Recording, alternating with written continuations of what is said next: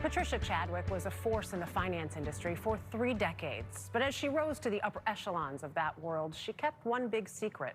Chadwick had grown up in a cult led by an excommunicated Catholic priest. In her memoir, Little Sister, she describes how she overcame being cut off from her family and the outside world.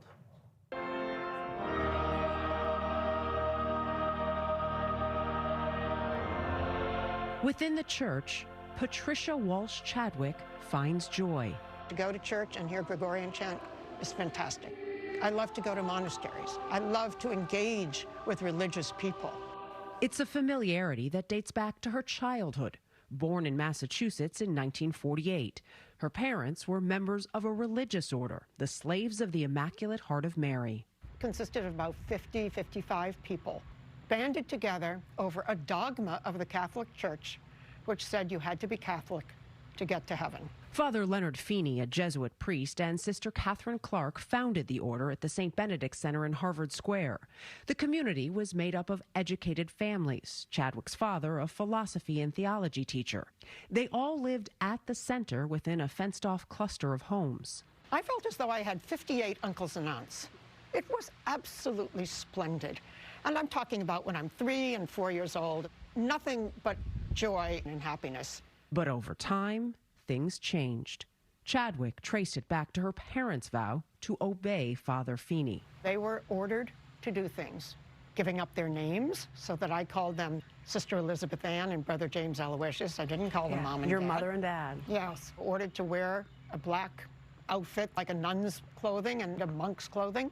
And they were coerced into vows of celibacy. Did this religious order become a cult?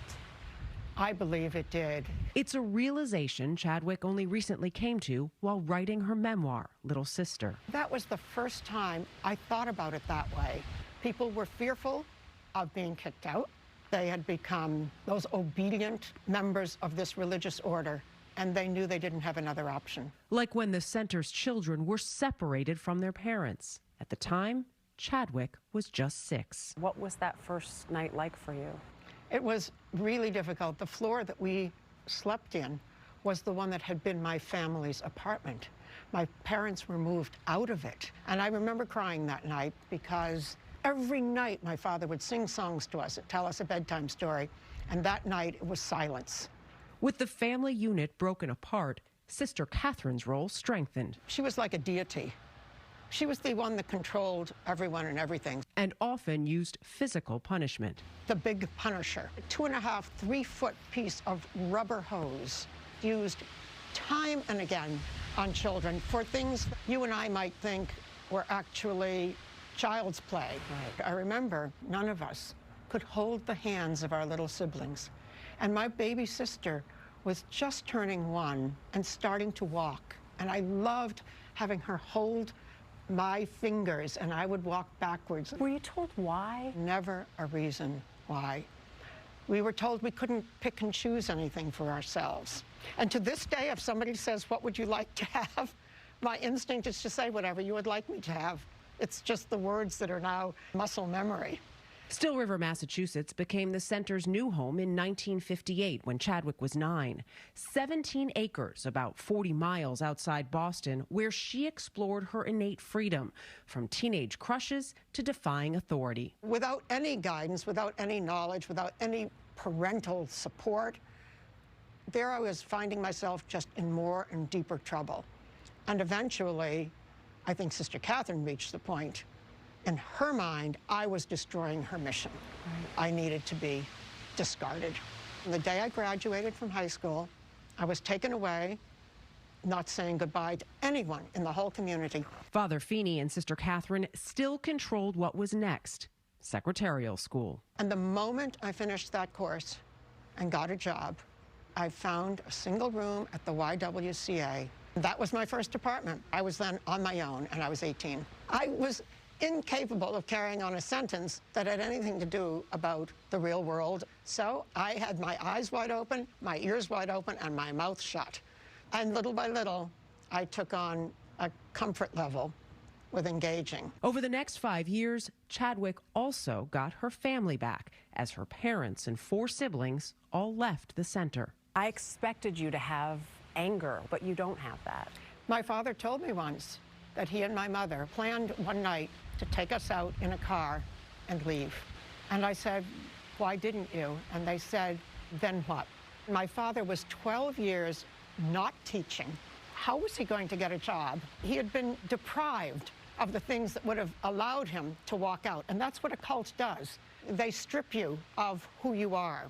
I can understand it completely.